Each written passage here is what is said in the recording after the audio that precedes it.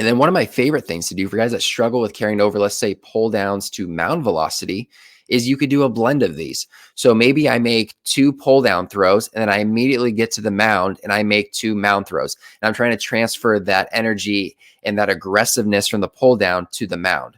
Because oftentimes guys do great with pull downs when they have momentum that they can create with, with running or shuffling, that they just can't do it on the mound. So when we blend it and do it immediately after, sometimes it can help unlock that movement for guys to where now they can move a little bit faster down the mound and they can learn to channel and create that same type of feeling on the mound.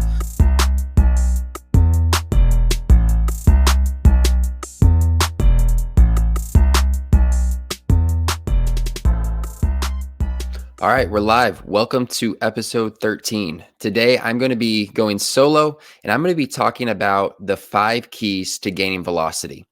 Velocity is always a hot topic, always something that people want to learn more about, that they want to get better at, whether you are a player or a coach. Velocity is oftentimes a pretty central theme for conversations. And I know for me, it is one of the number one things that I get asked about all the time from players and even coaches on strategies to gain velocity. What do I need to do in the weight room? What type of drills should I be doing? So I thought it'd be helpful to do an episode on this, to talk about what I think are the 5 biggest things. Now, this might not be the only 5 things. There's always nuance. There's always other aspects to this, but these are what I believe to be the 5 central things that you can do and focus on to increase your velocity, no matter where you are at. So we'll just jump right in. And the first one is going to be optimized weight training. So if you're a beginner, this might be as simple as you are just trying to get as strong as you can. You might be, 160 pounds, you're 16 years old, and you simply just need to gain weight and you need to squat, deadlift, and bench and just get strong at pushing, pulling, squatting. This is the basic fundamentals of exercises. You need to build that foundation. And this is something that players oftentimes try to skip. They want to get to, the more advanced lifting. They want to do the speed work. They want to do the single leg work. They want to do all of these things. And they're skipping an opportunity to have massive gains super early. And you can progress your strength numbers really, really fast if you just crush squat, deadlift, and bench early on when you're a novice lifter and just gradually progress the weight. This is something that I made a mistake of as a player when I was in high school, is I thought I had to do quote unquote baseball specific exercises, whatever that means. Right. And, maybe I was squatting a little bit. I wasn't really deadlifting, definitely was not bench pressing because that was, frowned upon when I was, in high school in the mid 2000s. And so for me, it was like everything I was doing was 3 sets of 10 or 3 sets of 15 of, a lot of machine exercises, whether it was leg curls, leg extensions, lat pull down, free weight wise. I was using dumbbells for some stuff where maybe I do a dumbbell chest press or a dumbbell row. I'd maybe be doing a barbell back squat, but even that I'm doing 3 sets of 10. Looking back on it, I'm doing the same weight week after week, maybe slowly progressing the weight. When in reality, if I could go back, I would just start with those 3 lifts: squat, deadlift, bench, maybe add a couple accessory lifts, whether it's, pull-ups, maybe some lunge variation, maybe a row, something like that. But primarily focusing on these 3 lifts and just trying to get as strong as I can, doing 3 sets of 5 or up to 5 sets of 5 reps for these exercises and just trying to get strong. And it is just such a golden opportunity to take advantage of those early strength gains by just doing that. It doesn't have to be complicated. It really doesn't. And you're going to see improvements in your strength quickly, as well as your velocity if you are someone that is on the weaker side and needs to get stronger. With that, I kind of alluded to this a little bit ago, but with weight gain, I forget where the study was. I mean, it might have been Randy Sullivan. I'd have to look back at this. I'll find it and I'll post it in the show notes. But I want to say that there is a correlation between weight gain and velocity up until about 180 pounds. So once you get past 180 pounds, there's not as much of a correlation. It's a little more sporadic. But if you're 160 pounds or 150 pounds, literally your lowest hanging fruit for gaining velocity is get stronger and gain weight. If you do those 2 things, you are going to make much larger gains than anything else that you can do from a training standpoint. So really want to take advantage of those early stages, get strong, get to 180 pounds at least in most cases. Obviously, your height is going to play into that, but on average and generally speaking, 180 pounds.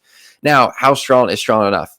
Once again, another, another complicated question, maybe not complicated is the right word, but like there isn't a fixed answer as to what you should be able to do. So I'll just give you some general starting points. This doesn't mean that you shouldn't get stronger than this, but some general starting points when you are, 15, 16 years old.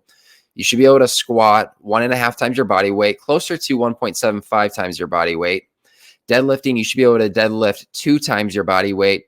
And for bench press, you should be able to do at least your body weight. And ideally this is for 3 reps, not for 1 rep. So once again, 1.5 times your weight for squats, so 1.75, 2 times your body weight for deadlifting, 1 times your body weight for bench for 3 reps.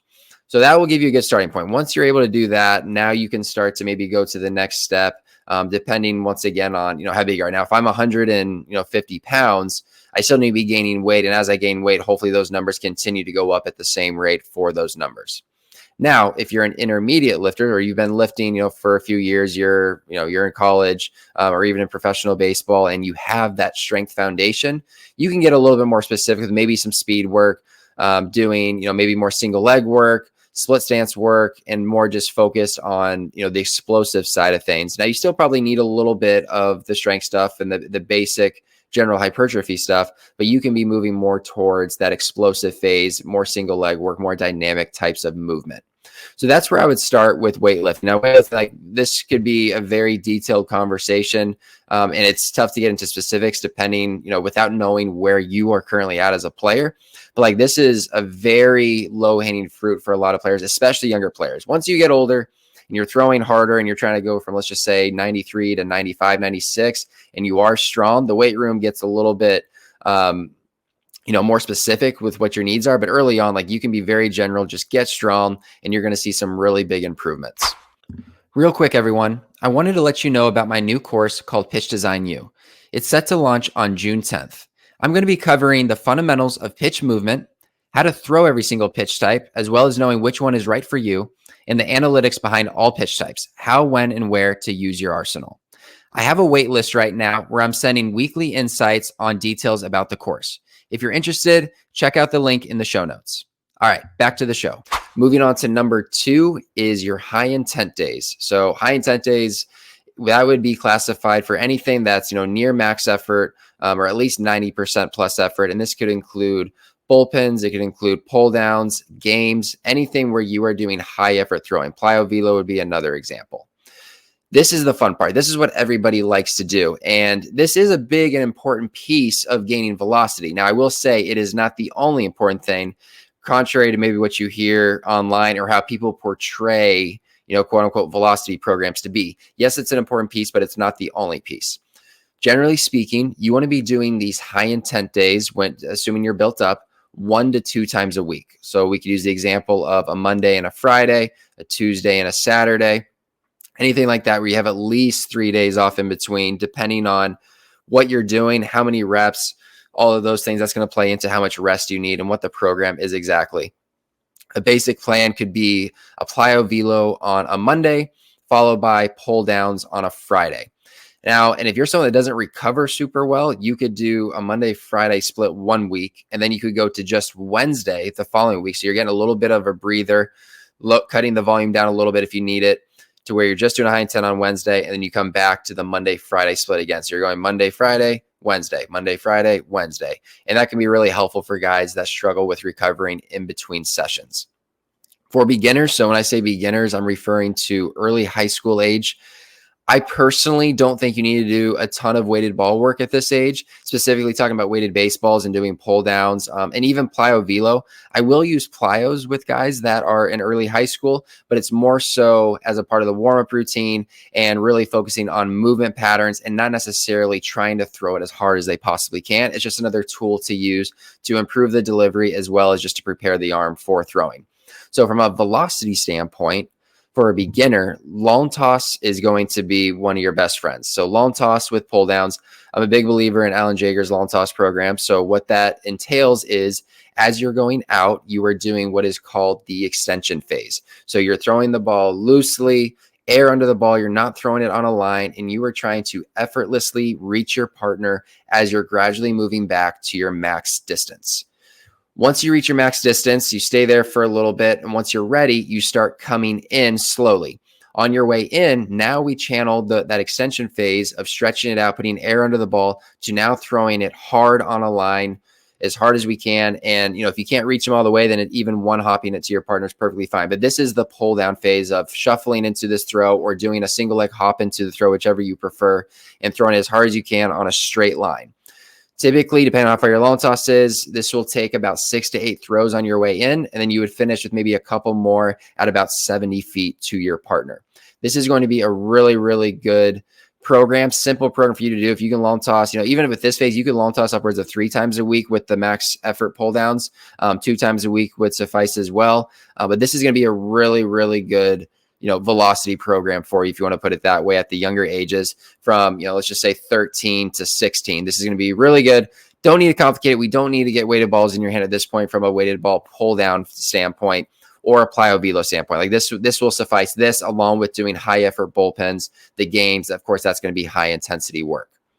Once we move on and you are ready for the next stage, which would be, a little bit more advanced, maybe your upper level high school, or you're in college, professional baseball. Now we can start to introduce some different forms of high intent throwing. So this could include plyo velo, pull downs with weighted baseballs, mound velocity, or a blend of some of these in some fashion. So start with plyo velo. I'm just going to assume you don't know what I'm talking about, even though you probably do. You know what plyo velo is. I'm going to talk to you like you don't know what that is. So plyo velo should be performed on the mound, in my opinion. And what this is you are making max effort throws with a specific drill using plyo balls. So this could be a step back. It could be a walking windup. It could be a single leg hop. It could be a drop step. Any drill that you're throwing at max effort. The benefit of this is you are using drills that hopefully are drills that are helping your delivery. So whenever I am programming drills, they are helping some form of your delivery, whether it's improving your pelvis rotation, helping you load into your back leg better, improving your lead leg action into ball release. Whatever the drill is, that is what it should be working on. It should be working on whatever your low-hanging fruit is. The plyo velo is just doing that at max effort. So now we are trying to move dynamically through that drill and trying to transfer it to higher effort for you to get the carryover. Okay. Pull downs. Now this is pretty self-explanatory as well. Some people do full on run and guns where they're doing a full sprint into a throw. I typically don't do that. I like to do like 1 to 2 steps, create a little bit of rhythm into a shuffle, and then make a max effort throw into the net. So this could be with a baseball. It could be with overload balls, so 6 ounce, 7 ounce. I guess you could go higher, but 6 or 7 ounce, and then underload of 4 ounces and 3 ounces. So there are benefits to that as well. A standard program would be just starting off with a baseball, a 6 ounce and a 4 ounce. So maybe you make 3 with the 5 ounce, 3 with the 6 ounce, come back down to the 5 for 3, and then down to the 4 for 3. That would be a basic usage of, or a first step in doing pull downs. Mound velo is max effort throw just out of your regular delivery on the mound. So this could be just with the baseball. So let's say you're more in the earlier stages and you're not using weighted baseballs. This could be, your first 8 to 10 pitches of your bullpen, you are going max effort with the fastball right through the catcher as hard as you can. This can also be with weighted balls. So once you're progressing to this stage, you could do weighted balls with it. You could do 6 ounces, you could do 4 ounces, you could do 3 ounces. Max effort throws out of your delivery with a weighted ball. And then one of my favorite things to do for guys that struggle with carrying over, let's say, pull downs to mound velocity, is you could do a blend of these. So maybe I make 2 pull down throws and then I immediately get to the mound and I make 2 mound throws. And I'm trying to transfer that energy and that aggressiveness from the pull down to the mound.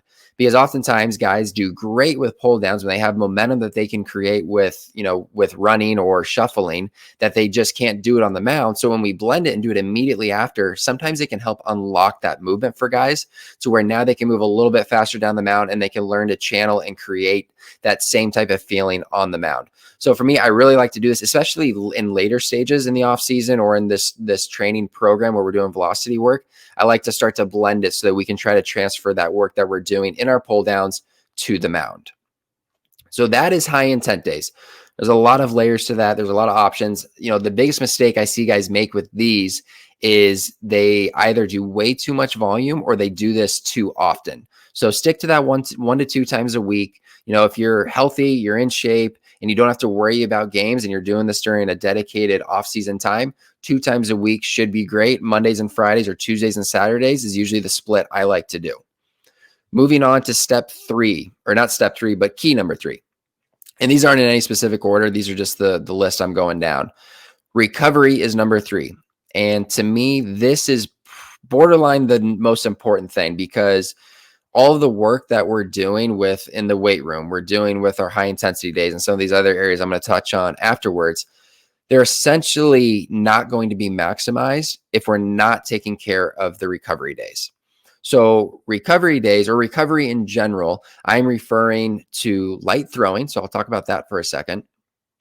Light throwing this is typically a day after a high effort day.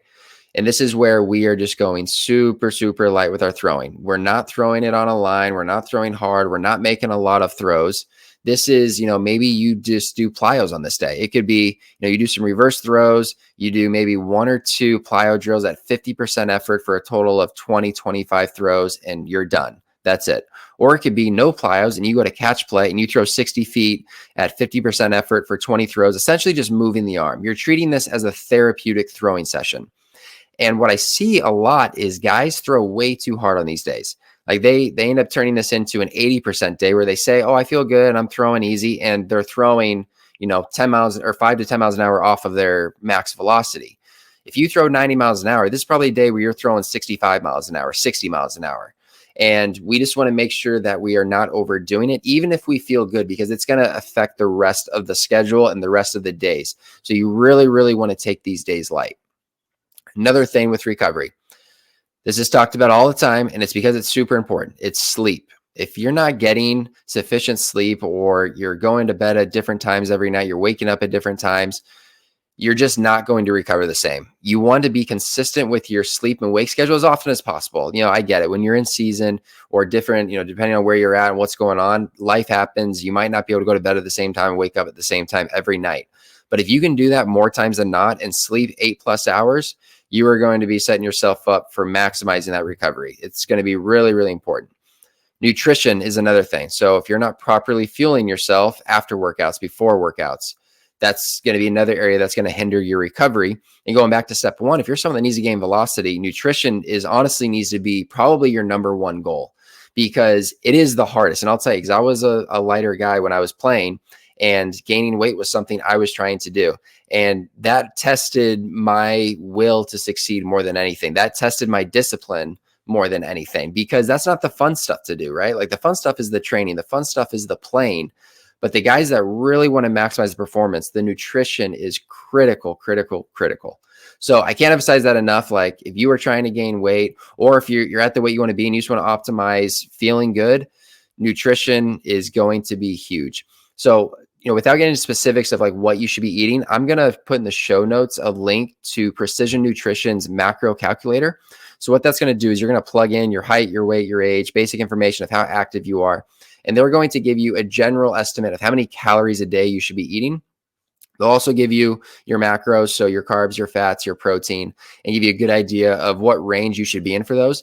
And what's cool about that, or about this, that separates them from other, websites or companies that do this, is they're going to give you recipes that you can use as well for this. So you have a better idea of how much you need to eat just by looking at the food. So like they'll use like your hand and your thumb as markers for like how much carbs you're having or how much protein you're having, which is really, really helpful, especially, if you're out to dinner and you don't know exactly what the macros are for what you're eating.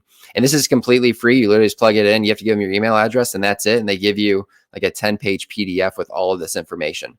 So I'll make sure to include that. Another thing for recovery, modalities and treatment. Now this is more of the cherry on top. This shouldn't be the bulk of your recovery work, kind of like supplements. Going back to nutrition, like, supplements are great because they can help you, if you need to have supplement a protein powder, it can help you get a little more protein, or some of the vitamins. It's great, but it shouldn't be the main course. They're supposed to be supplements for a reason. It's the same thing with modality. So things like Mark Pro, cupping, getting massage work, treatment like that, it can be really, really helpful. I've seen benefits of it myself and with players I work with. But if that's all you're doing, it's not going to serve the purpose that it should. This is the cherry on top.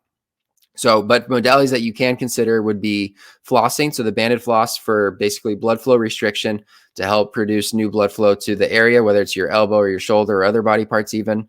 Mark Pro, a muscle stimulator, has been really helpful for me and guys that I work with. If you have like a PT, that specializes with, with baseball players. It can be helpful, day after outings, or if you're with your, with your school, your team, your athletic trainer can do treatment on you, whether it's massage work, cupping, whatever you need that helps you. It can be a really helpful tool to have for recovery as well. And then the last thing I would say is I've been seeing a lot of benefits with recovery or monitoring recovery with the Arm Care app. So it basically is just a device that measures where you can test your shoulder strength and your grip strength. So you can test your internal, external rotation and a couple other markers, as well as your grip strength. And then it also can test your range of motion for your shoulder. And what's good about this is it gives you a score, like kind of like a readiness score. So let's just say it's a high intensity day and your arm's not feeling great, or maybe it is feeling okay. Maybe it's just a little tired or fatigued, and you test this and your scores aren't very good. Your strength numbers are down or your range of motion is down. It can be a really good signal for you to help you change the plan for the day. So you're not throwing through something and then causing an injury to happen, or trying to, make something happen that your arm just isn't ready for. So this can be a really good, helpful tool. So I'll make sure to put that in the show notes as well. Armored Heat, I've been using them for arm care. The last month or so, I was using it on myself to start to test it, and then I'm now rolling it out with my clients. And I have seen a huge improvement with myself and my guys with shoulder strength, scap work. It's a really good arm care program. I don't have a discount code or anything for them. It's not like I'm trying to endorse them for a kickback or anything. I just really like what they're doing. I think they're a really helpful brand to be using. So pairing them with the Arm Care app can be a really good idea for guys to maximize your recovery, to make sure you're doing the arm care program that is helpful for you, and then as well as monitoring your fatigue. Moving on to number 4, mechanical efficiency. So this is another one that, I can't give specifics of exactly what's mechanically efficient for you, because a lot of it's going to be determined by how you move, what your movement limitations are. So, mechanical efficiency is different for everybody depending on how you currently move. Now, everybody probably has areas that they can improve on with, whether it's mobility restrictions, the way their arm action is, the way their load is, just as examples, but it might look different for everybody. There's everybody has a different style. But with that said, there are certain markers or certain things that you need to be working on to push the envelope. And if you're not moving well mechanically, like if you're a stiff mover and you're just not moving the way, that is efficient for you, you're not going to maximize your velocity. So a big area for this is starting in the weight room. So movement work. And, I'll tell you, areas that guys really struggle with the most, or where they get the most restricted, is typically the thoracic spine. So the middle of your back, this is the rotation side. So if you can't rotate your upper body well to the left or right, your thoracic spine is likely limited. Another area are the hips. So internally rotating your hips and externally rotating your hips. Usually guys are more dominant in one versus the other. Some guys are bad at both. Some guys are hypermobile and they're great at both.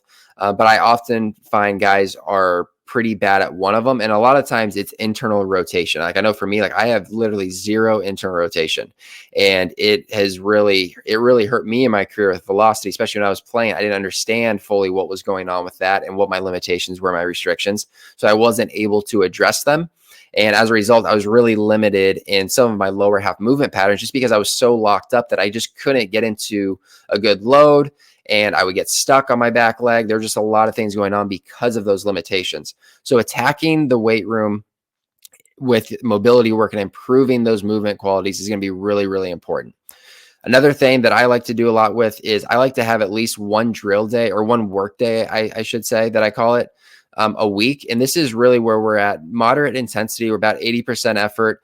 And we are just focusing on our plyo drills. We're doing maybe core velocity belt work or 3D strap work. 3D strap is kind of another version of a core velocity belt, maybe water bags, things that I feel like are going to help the guys move better, and where we can do a decent amount of reps because we're going out a little bit lower effort. And now we can really try to repattern and pattern some of these movements that we want to achieve.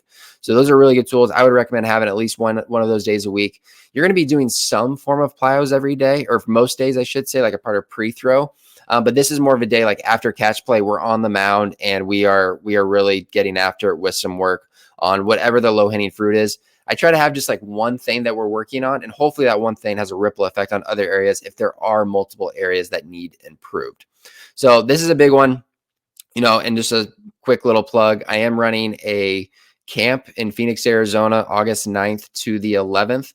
And this is going to be a really big mechanical camp along with pitch design, but I won't talk about pitch design since this isn't a pitch design episode. But mechanically speaking, I'm going to have guys throw on a motion capture system, Kinetrax, which is a great motion capture system. It's used by a lot of major league teams.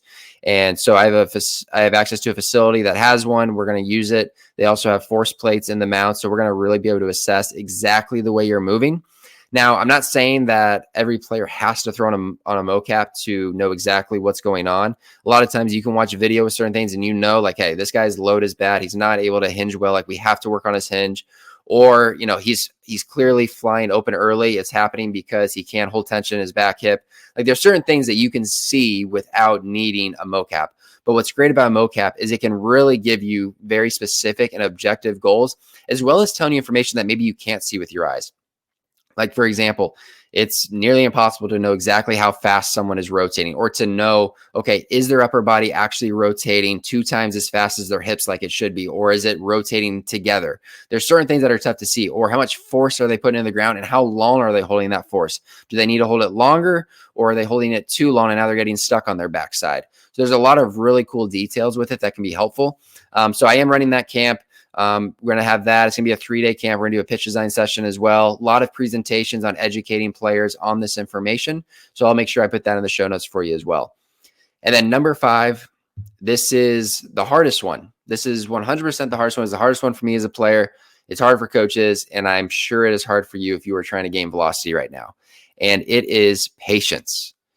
We all want to gain velocity immediately. We want to do a program or have a drill, have a magic pill, something that is just going to unlock 3 or 4 miles an hour instantly. And while that happens occasionally, I don't want to say it never happens, because there's definitely things where something clicks with a guy mechanically, or just a cue for some reason unlocks something and they're able to jump immediately. For most people, it takes time to gain velocity. So we want to make sure that we have a perspective and a mindset of being consistent with our work. If we are consistent with these 4 things on a daily, weekly, monthly basis, we are ultimately going to get to where we want to go. Now, if a month goes by, 2 months go by, 3 months go by, and you are making absolutely zero progress, maybe something needs to change. Maybe there is an area that needs improved. Maybe you're not optimizing recovery. Maybe you aren't working on the right things mechanically and the drills aren't having any carryover to the mound. That might be a sign that you need to change the plan. But let's just say it's been a week and you're still throwing the same speed, or maybe you've gained 1 mile an hour even. That doesn't mean you jump ship. You have to be patient. And the other thing, and this is usually the most common, so like usually decent plans where guys are, optimizing these things and they have a decent program, you're probably going to make some gains pretty early, especially with pull downs and plyo velo. Like, you're going to see probably for the first couple of weeks, like, you're probably going to be making some steady gains of 1 to 2 miles an hour in some of the drills. And that's when you're going to be like, okay, oh, this is great. Everything's going perfectly fine. And then you hit a plateau and it levels off, and you have a week to where it's exactly the same. And you're like, oh, okay, that wasn't great, but you know what? I can live with that. Then the next week comes and your velocity goes down. And you're like, well, what the heck? I feel great. Why is my velocity going down? Next week goes down again, or it stays about the same. And now you're really freaking out. Now you want to change everything. But the guys that are patient, the guys that know that they're doing the right things, they stick with it. They listen to their body. They know when they need to deload. And then they continue with the program. Okay, now I'm back up. Now I'm back up again. And now I have a huge jump. And now my floor is above where it was when I first started. So progress isn't linear. It doesn't look like this. It's going to go up and down, up and down. And if you have a good program, those ups and downs are still going to be trending up in most cases. Now, if it's going up and then it goes down, up a little bit, back down, up, down a little bit, and now you're just gradually going down, yeah, that's an issue. There's something that needs to be addressed there. But with a good program, for the most part, while success isn't linear, you are going to see progress over time. So you have to be patient. So back to the top, to say all 5 again for you.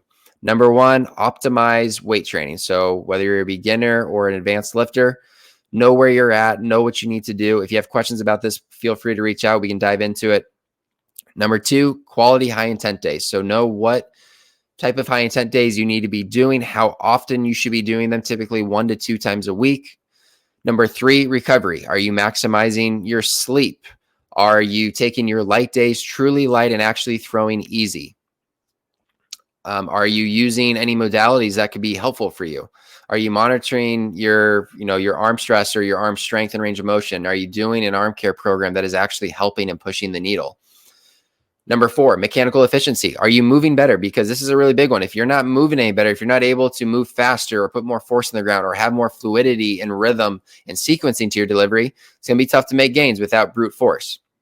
And long term, brute force probably isn't the best route to go because there is going to be a plateau for that, and it's not going to be as consistent, and you're not going to be able to do it for as long, likely. And then number 5, we have to have patience. This doesn't happen overnight, gaining velocity. Success is not linear. So you have to be patient, understand the big picture of ultimately where you want to go. So that's all 5. Like I said, I'm sure there's other areas that you could, apply. Maybe you could put them in these buckets. Other 5 things or more than 5 things that I didn't touch on. But these are a good foundation. If you take care of these things, you're going to be in a good place. And as always, guys, if you have any questions, please feel free to reach out. Twitter is probably the best place to talk to me. My DMs are open. Send me a message. I do my best to reply. And you can also email me at pitchingcoachu@gmail.com. But that's it. I think this was a good episode. I hope this was helpful for you guys, and looking forward to talking soon and having next week's episode.